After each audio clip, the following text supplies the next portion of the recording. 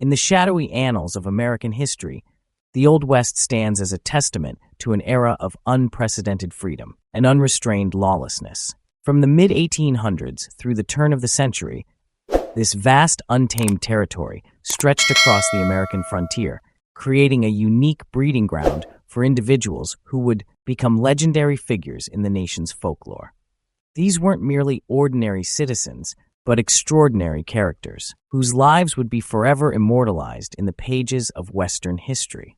The gunslingers of this era emerged as a distinct breed of individuals, their stories painted against the backdrop of endless prairies, towering mountains, and dusty frontier towns. These men and women possessed skills that transcended mere marksmanship. They were masters of survival in a land where the line between life and death was often as thin as a hair trigger.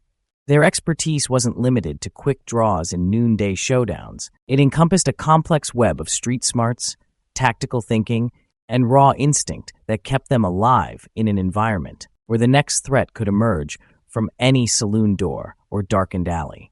Among these frontier figures, a select few rose to prominence, their names whispered with a mixture of fear and admiration in every territory from Texas to Montana. Whether they wore badges as lawmen or rode with outlaw gangs, their impact on Western history was indelible. Their stories, passed down through generations, have become an integral part of American cultural heritage, blending historical fact with frontier mythology. In this detailed examination, we present a carefully curated list of the 10 most formidable gunslingers whose actions and reputations have left an enduring mark on the American West. These individuals, through their lethal skills and daring exploits, didn't merely participate in Western history, they shaped it, creating legends that continue to captivate audiences well into the modern era. In our countdown of the West's most notorious gunslingers, we begin at number 10 with William Curly Bill Brocious, a figure whose life embodied the complex dynamics of power, loyalty, and justice in the American frontier. Distinguished by his characteristic thick, curly black hair, the source of his enduring nickname, Brocious carved out a reputation that would become inextricably linked with the turbulent history of Tombstone, Arizona. Following the death of Newman Haynes Clanton, better known as Old Man Clanton, the leadership vacuum within the infamous Cowboys gang was swiftly filled by Curly Bill. The Cowboys, far from being simple cattle handlers, operated as one of the most sophisticated cattle rustling operations in the Arizona Territory. Their influence extended throughout Cochise County, where they maintained a complex network of criminal activities under Curly Bill's shrewd leadership. In an intriguing twist that exemplifies the often blurred lines between law and lawlessness in the Old West, Curly Bill secured a position as a tax collector under Cochise County Sheriff John Behan. This official role, however, did little to temper his notorious reputation for excessive drinking. Those who knew him noted a marked transformation in his demeanor when under the influence, with his behavior becoming increasingly volatile and unpredictable. The pivotal moment in Curly Bill's story occurred during one fateful night of drinking with his fellow cowboys. When Marshal Fred White approached and requested Brocious to relinquish his firearm, a standard peacekeeping practice in frontier towns, tragedy struck. As Curly Bill complied with the marshal's request, his pistol discharged unexpectedly, inflicting a fatal wound on White. The incident's complexity was underscored by Marshal White's dying declaration, wherein he maintained that the shooting was accidental, speaking to the peculiar friendship that had existed between the lawman and the outlaw. The subsequent trial became a spectacle that captured the attention of the entire territory. In a remarkable turn of events, none other than Wyatt Earp, who would later become Curly Bill's nemesis, testified in his defense. This testimony, combined with Marshal White's deathbed statement, led to Brocious's acquittal. However, this legal victory marked not the end, but rather a crucial turning point in his story. The final chapter of Curly Bill's life unfolded against the backdrop of escalating tensions with the Earp faction. The situation reached its bloody culmination when Wyatt Earp, driven by the burning desire to avenge his brother Morgan's murder, Tao, confronted Curly Bill in a fatal encounter. This violent conclusion served as a stark illustration of how personal vendettas and frontier justice often intertwined in the Old West, where legal proceedings and violent retribution existed in an uneasy balance. At number 9 on our countdown stands Sam Bass, a figure whose transformation from an honest laborer to a notorious outlaw serves as a compelling testament to the transformative power of the American frontier. Born into circumstances that initially pointed toward a law-abiding life, Bass's early years were marked by hardship and resilience. Following his escape from the oppressive environment created by an abusive uncle, he sought refuge in Mississippi, where he found employment at a sawmill, taking his first steps toward what appeared to be a conventional working life. The allure of the cowboy lifestyle, with its promises of adventure and fortune, eventually drew Bass westward to Texas. However, the romantic notions of the cowboy way quickly collided with the harsh realities of the work. After enduring just one season of the grueling demands of cattle driving, Bass reached a pivotal crossroads in his life. It was in 1876 that he partnered with Joel Collins, a man whose influence would prove instrumental in Bass's descent into criminality. Together, they embarked on what seemed to be a legitimate venture, driving a herd of valuable longhorn cattle northward with the promise of higher market prices. This legitimate business operation took a dark turn when Bass and Collins made the fateful decision to betray their employer's trust. Instead of returning the substantial profit of $8,000 to the rightful owners in Texas, they chose to keep the entire sum for themselves. The money, however, proved to be a fleeting fortune. The partners quickly depleted their ill-gotten gains through reckless gambling and various indulgences in the notorious town of Deadwood, setting them on an irreversible path toward more serious crimes. Faced with depleted funds and growing desperation, Bass and Collins escalated their criminal activities, turning to stagecoach robbery. Despite conducting 7 separate heists, the financial returns proved disappointingly modest. This led to an ambitious shift in their criminal enterprise, targeting trains, specifically the lucrative Union Pacific route from San Francisco. Their most audacious heist resulted in a staggering haul of over $60,000, securing their place in criminal history as perpetrators of the largest single robbery the Union Pacific had ever experienced. Bass's story reached its tragic conclusion during an attempted bank robbery in Round Rock, Texas. The Texas Rangers, who had been tracking his movements, intercepted Bass and his gang as they prepared to raid a local bank. In the ensuing confrontation, Bass sustained fatal wounds. In a twist of fate that seemed almost scripted for dramatic effect, he succumbed to his injuries 2 days later, on what would have been his 27th birthday.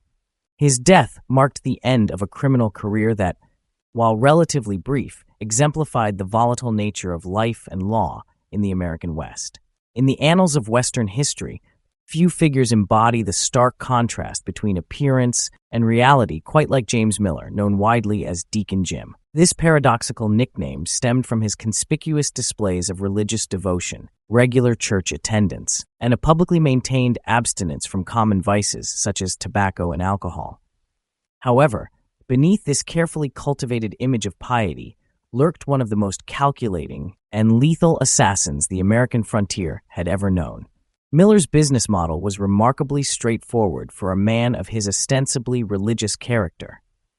He operated as an unabashed mercenary, openly advertising his services as a hired killer. His fee structure, ranging from $150 to $2,000 per contract, represented a significant sum in the economic context of the era, equivalent to several years' wages for the average worker. This pricing reflected not only the nature of his services, but also his professional approach to murder for hire. The methodology behind Miller's lethal efficiency was a masterclass in calculated violence.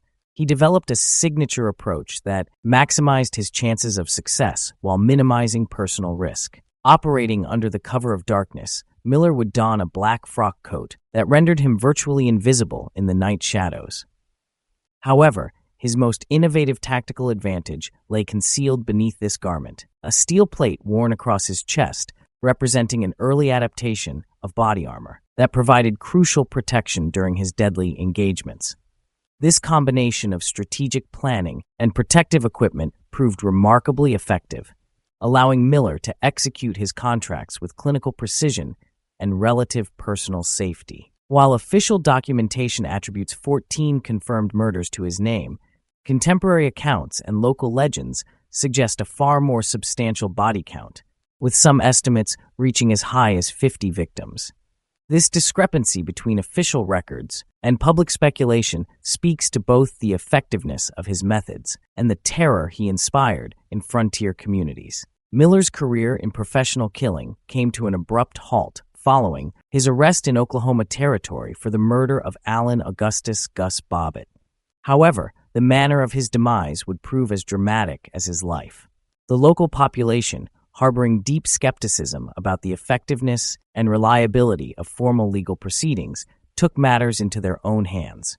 A determined group of citizens, forming a lynch mob, seized Miller along with 3 associates, transporting them to an abandoned stable where they would face summary justice. In his final moments, Miller displayed the same calculated composure that had characterized his professional life.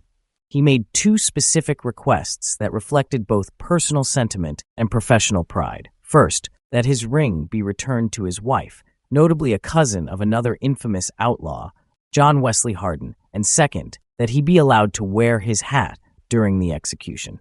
His last words, "Let her rip," delivered before stepping off the execution box, demonstrated a defiance that would become legendary in Western lore.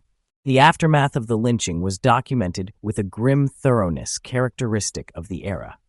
The bodies of Miller and his 3 companions remained suspended for several hours, while efforts were made to locate a photographer to capture the scene. This macabre photograph would serve as both historical documentation and a stark reminder of frontier justice. The image, like Miller's story itself, embodied the harsh realities of law and order in the American West, where the boundaries between justice and vengeance often blurred, and where even the most notorious criminals might meet their end, not through legal proceedings, but at the hands of citizens who had lost faith in the formal justice system. At number 7, we encounter Belle Starr, born Myra Maybelle Shirley, a woman whose life trajectory would challenge the conventional gender roles of the American frontier. Born in Carthage, Missouri, her early years gave no indication of the notorious path she would eventually follow. Instead, they painted a picture of privilege and refinement that stood in stark contrast to her later reputation as the Bandit Queen of the Oklahoma Territory. Young Maybelle's education at the prestigious Carthage Female Academy revealed her natural talents and refined upbringing. She distinguished herself not only through academic excellence, but also demonstrated considerable artistic ability as an accomplished pianist. However, these genteel accomplishments would soon be overshadowed by more notorious associations. Her early acquaintance with Cole Younger and subsequent friendship with the James brothers would prove fateful, as the James Younger gang's use of the Shirley family farm as a hideout provided her first exposure to the outlaw life. The year 1866 marked a crucial turning point in Maybelle's life, when she married Jim Reed, a former Confederate guerrilla fighter. Their union initially showed promise of legitimacy, with Reed attempting to establish himself as an honest farmer. However, when agricultural success proved elusive, Reed formed an alliance with the Starr family, a Cherokee group notorious for their horse-stealing operations. This partnership would cement the couple's descent into criminality. The criminal enterprise expanded as Reed collaborated with the James and Younger gangs, participating in a series of increasingly bold heists. However, Reed's outlaw career met a violent end during an attempted escape from law enforcement when a deputy sheriff's bullet claimed his life. Rather than returning to legitimate society following her husband's death, Maybelle deepened her involvement in criminal activities. She proved particularly adept at navigating the complex world of frontier law enforcement, developing a reputation for her skillful manipulation of lawmen through a combination of bribery and personal charm. This ability to influence those in authority positions became one of her most effective tools in maintaining her criminal operations. Her entrepreneurial approach to crime included organizing robberies and establishing a sophisticated network for fencing stolen goods. In 1880, Maybelle entered into her second marriage with Sam Starr, adopting the name that would become legendary, Belle Starr. However, their partnership in crime proved costly when, 2 years into their marriage, both were convicted of horse theft. Despite serving time for this offense, their release after 1 year did not mark a reform in their behavior, as they quickly resumed their illegal activities. Belle Starr's life came to a violent and mysterious conclusion on February 3, 1889, mere days before she would have turned 41.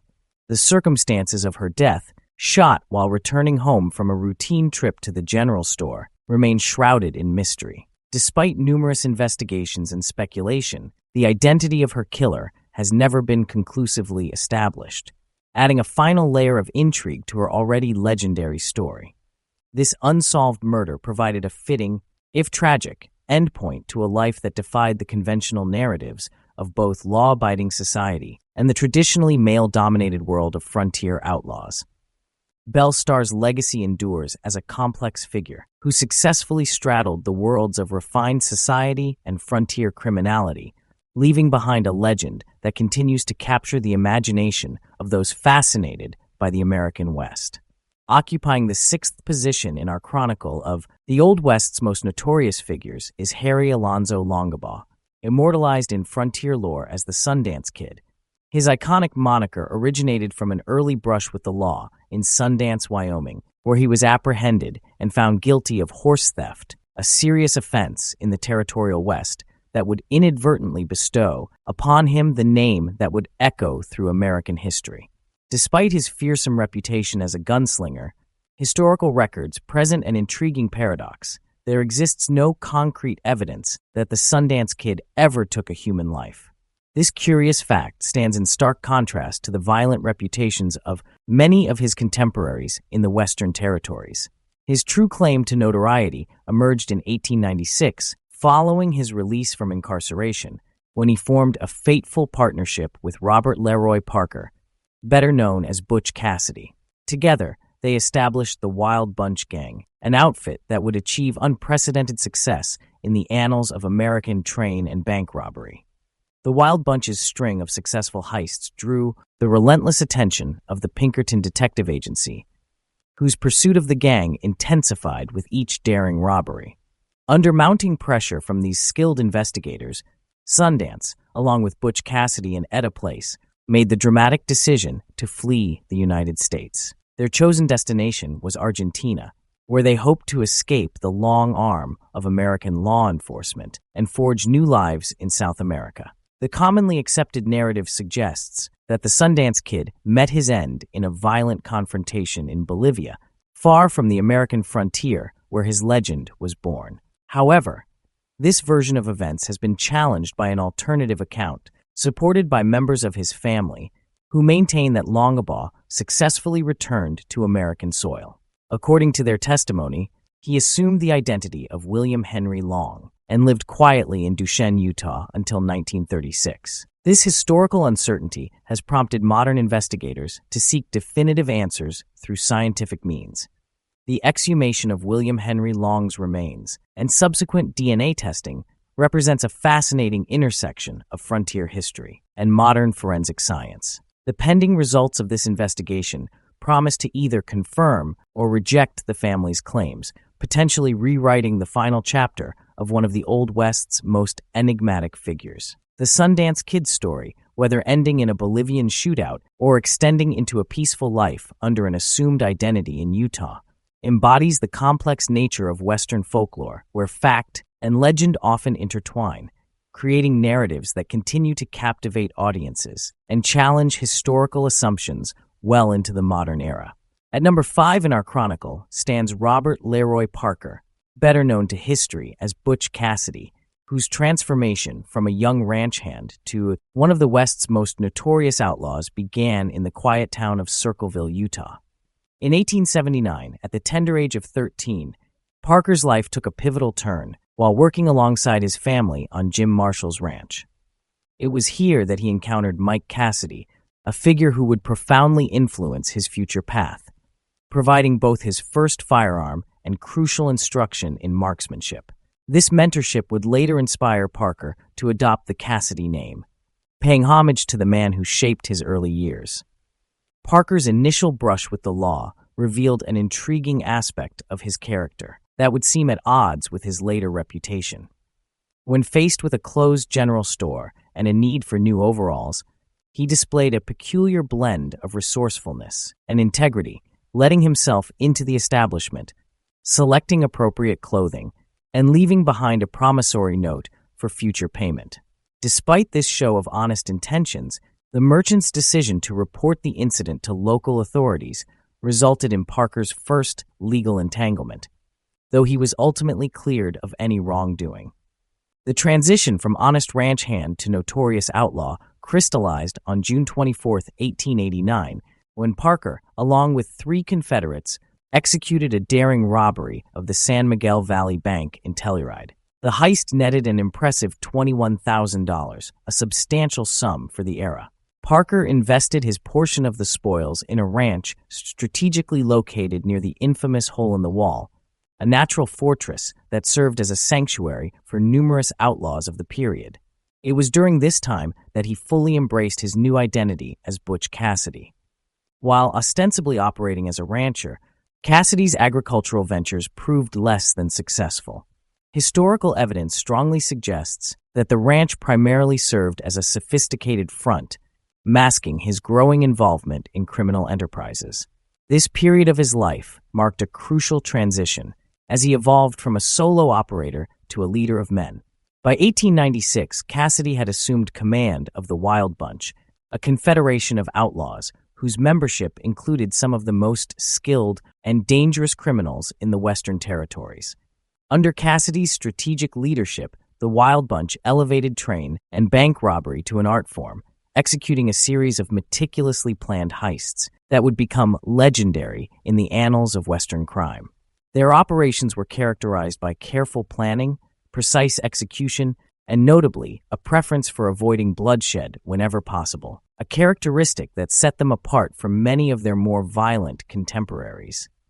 The final chapter of Cassidy's story, much like that of his friend the Sundance Kid, remains shrouded in mystery and controversy. While conventional wisdom holds that he met his end in Bolivia, a competing narrative has emerged from family members who maintain that he successfully returned to American soil, living out his remaining years under an assumed identity.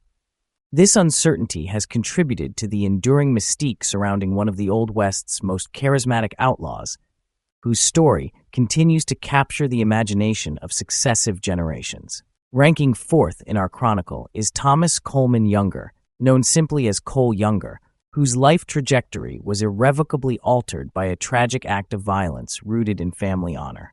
The catalyst for his descent into outlawry came with the murder of his father at the hands of Union Captain Wally, a killing that stemmed from an earlier confrontation, where the elder Younger had violently retaliated against Wally for making unwanted advances toward Cole's sister. This personal tragedy struck Cole at a particularly volatile time in his life, as he was already affiliated with Quantrill's Raiders, a Confederate guerrilla force operating during the Civil War. The aftermath of his father's murder deepened Cole's commitment to the Confederate cause, leading him to formally enlist in the Confederate Army. However, the transition from soldier to outlaw remains somewhat obscured by historical uncertainty.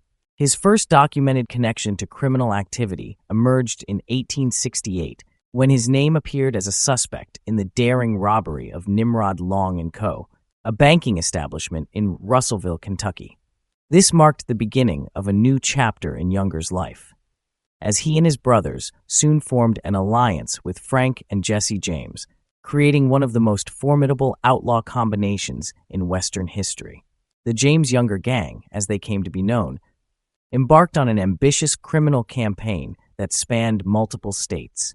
Their operations demonstrated remarkable versatility, targeting stagecoaches, trains, and banks across Missouri, Kentucky, Kansas, and West Virginia. Each successful heist added to their growing notoriety and seemed to embolden their criminal ambitions. However, their string of successes came to an abrupt halt on September 7, 1876, when a bank robbery attempt went disastrously wrong.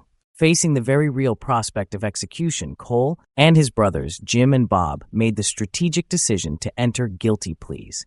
This legal maneuver successfully spared their lives, though it resulted in life sentences for all three brothers. Their imprisonment lasted until 1901, when they were granted parole. In an extraordinary turn of events, Cole's post-prison life took him in an entirely unexpected direction. Partnering with his former associate Frank James, he embarked on a speaking tour across the nation, sharing their first-hand accounts of life in the Wild West. During this period, Younger underwent a profound personal transformation, embracing Christianity and publicly disavowing his criminal past. Cole Younger's death came 4 years after his release, in what witnesses described as a peaceful passing. Yet his body bore the physical testament to his violent past. 11 bullets remained lodged within him, silent witnesses to the numerous confrontations he had survived. These bullets served as a tangible reminder of the turbulent life he had led and eventually renounced. The story of Cole Younger stands as one of the most complex narratives of the Old West, encompassing themes of vengeance, family loyalty, criminality, and ultimate redemption. His transformation from a vengeful son to a notorious outlaw, and finally to a reformed man spreading a message of redemption, exemplifies the multifaceted nature of frontier justice and morality.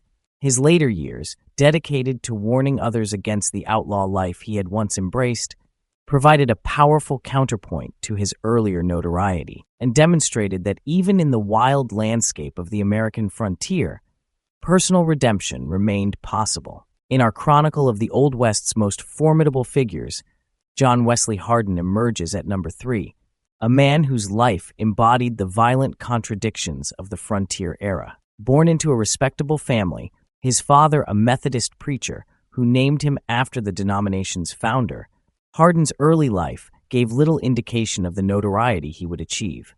However, at the remarkably young age of 14, he demonstrated a propensity for violence that would define his future, stabbing a youth who had provoked him with taunts, an incident that would prove to be merely the prelude to a life marked by bloodshed.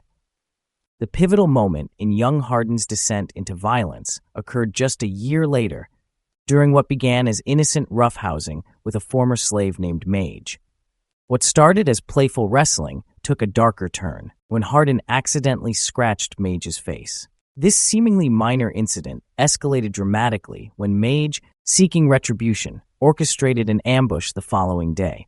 The confrontation forced Hardin into a defensive position, where he initially attempted to defuse the situation by firing warning shots. When these proved ineffective against Mage's continued advance, Hardin resorted to lethal force, an action he would later justify as self-defense. The aftermath of this fatal encounter placed Hardin in an almost impossible position within the post-Civil War Texas justice system. As a former Confederate soldier, facing a law enforcement establishment that included many former slaves, Hardin confronted deeply entrenched prejudices that he believed would preclude any possibility of a fair trial. This perception of systemic bias would serve as the catalyst for his decision to evade legal authorities rather than face judgment. Hardin's choice to flee rather than submit to arrest marked the beginning of a period characterized by increasingly dramatic confrontations with law enforcement.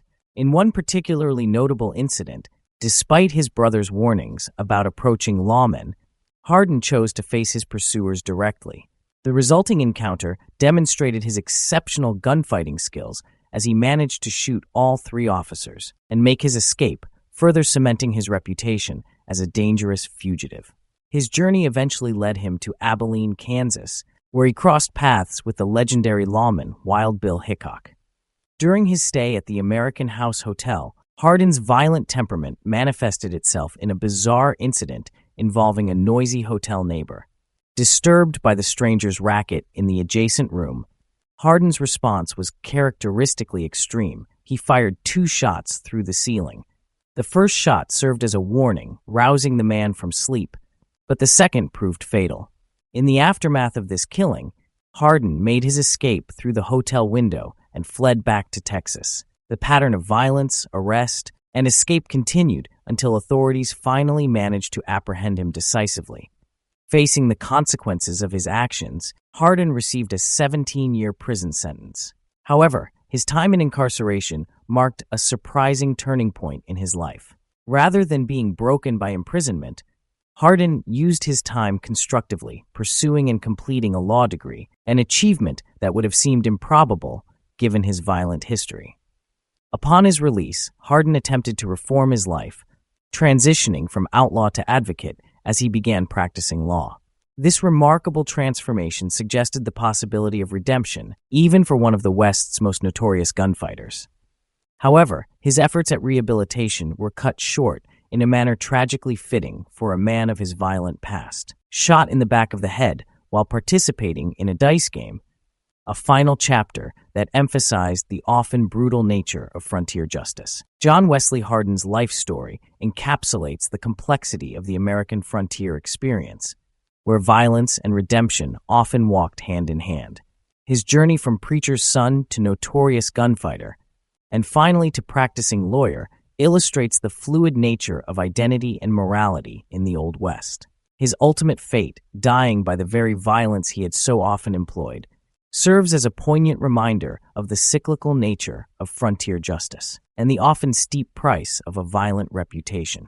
Claiming the second position in our ranking of the Old West's most notable figures is Billy the Kid, whose enduring legend has captured public imagination for over a century. While his story has been extensively chronicled through various media, from literature and film to musical tributes, historical research reveals a figure far more complex and less ruthless than popular culture suggests. The reality of Billy the Kid emerges as a tale of circumstance and survival rather than inherent criminality. Contemporary accounts from those who knew him personally paint a surprisingly positive portrait of the young outlaw. Rather than the cold-blooded killer of legend, associates described him as possessing admirable qualities: courage in the face of adversity, remarkable resourcefulness, steadfast honesty, and a disarming sense of humor. These character traits suggest that under more favorable circumstances, Billy the Kid might have forged a very different path through life. Perhaps the most striking disparity between myth and reality lies in the number of his alleged victims. While popular legend claims he killed 21 people, supposedly one for each year of his brief life, historical records indicate he was responsible for only 4 deaths, a significant reduction that challenges his reputation as a prolific killer. The pivotal turning point in Billy the Kid's life came in 1877, when he found employment as a cattle guard under the supervision of John Tunstall, a British rancher attempting to establish himself in New Mexico territory. Tunstall's business ventures placed him in direct conflict with established merchants, Lawrence Murphy and James Dolan, who maintained a powerful monopoly over local commerce.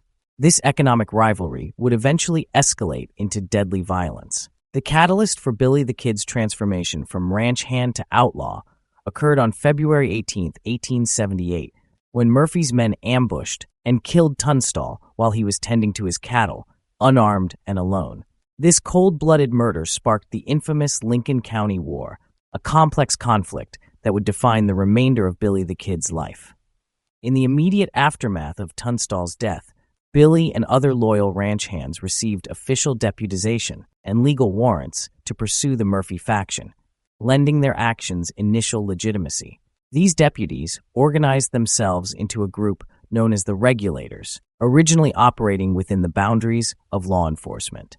However, the political landscape shifted dramatically when the territorial governor, influenced by corruption, threw his support behind Murphy's faction. This political maneuver effectively transformed the Regulators from legitimate law officers into outlaws, despite their initial legal standing. The final chapter of Billy the Kid's life unfolded after a series of dramatic events, including a bold jail escape and several years spent evading capture. His story came to an abrupt end when Sheriff Pat Garrett tracked him to a friend's residence and fatally shot him. Despite numerous subsequent claims by individuals purporting to be Billy the Kid, historical evidence strongly suggests that he died that night at Garrett's hands, with little credibility given to theories of his survival or misidentification. Billy the Kid's story encapsulates the complex interplay of forces that shaped the American frontier. His transformation from a young ranch hand to a legendary outlaw was driven not by inherent criminality, but by a combination of circumstances, personal loyalty, political corruption, and the basic instinct for survival in a harsh and unforgiving environment. The disparity between his actual deeds and his mythological status reveals how frontier legends were often magnified beyond recognition, turning ordinary men into larger-than-life figures whose stories continue to captivate audiences more than a century later. His legacy serves as a compelling reminder that the history of the American West often defies simple categorization, with the lines between lawman and outlaw, hero and villain, frequently blurred by the complex realities of frontier life. The true story of Billy the Kid stands as a testament to how circumstances and choices, rather than innate character, often determined an individual's path in the tumultuous landscape of the Old West. At the pinnacle of Old West infamy rises Jesse James, who ranks as the most notorious figure of the Old West. Born in Missouri, James's path to infamy began during the American Civil War, where he and his brother Frank served as Confederate guerrilla fighters. This military experience would later prove instrumental in their criminal careers, as the tactical skills and networks formed during the conflict laid the groundwork for their future exploits.